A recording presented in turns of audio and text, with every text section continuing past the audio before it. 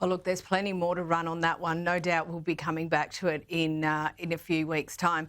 Now, while Harry and Meghan are desperately trying to panel beat their image, they keep doing things which appear to run counter to that. This week, there's a report of another jaunt on a private jet and a $43,000 date night.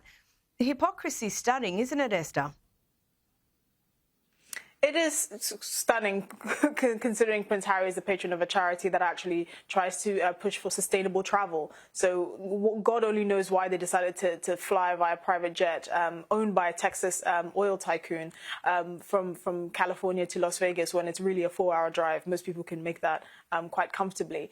The reality is most people don't have a problem with how the Sussexes live their lives. It's the fact that they're so patronizing and hypocritical towards the public. You know, they don't really seem to understand that the general public might know a lot more about these issues that we tend to engage with in our daily lives because we don't have a mansion in Montecito. So for them to preach about sustainable travel, for example, and have the goal to travel to Katy Perry concerts by a private jet is just, it's sad, but it's not unsurprising given this couple's antics.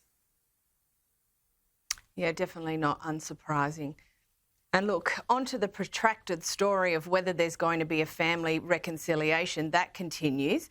It seems like the ball is always in someone else's court, Esther. What's the update? So apparently Prince Harry's team, or the Sussexes team, alleged that they didn't receive an invitation to the King's 75th birthday in Clarence House this year, even though the palace did confirm that they sent out an invitation. Clearly, the King is trying to extend an olive branch to the Sussexes. I don't know why. It doesn't seem like they'll be very missed if they don't attend the party. But apparently representatives from the Sussexes camp say they didn't receive a letter at all. The question is really, again, like I've said before, is the current stalemate going to calcify? Is this going to be the status quo? Are the Sussexes going to be forever estranged from the royal family? And it looks like that is going to be the case. At the end of the day, when they're preaching about sustainability and flying on private jets and living la vida loca, it really does seem like there's quite a chasm between them and the royal family, at least in the way that they behave. I wouldn't be surprised if the King is more open to reconciling with his son. That is his son after all. But we don't really know what's going on. We know that the two princes, William and Harry, are not on speaking terms, which is not a surprise given the revelations of his book, Spare. But we don't really know the details really after that, to be honest. Last week on the show, we talked about how Kate is the most active royal, and this week she's been out and about in camo. Can you run us through this story?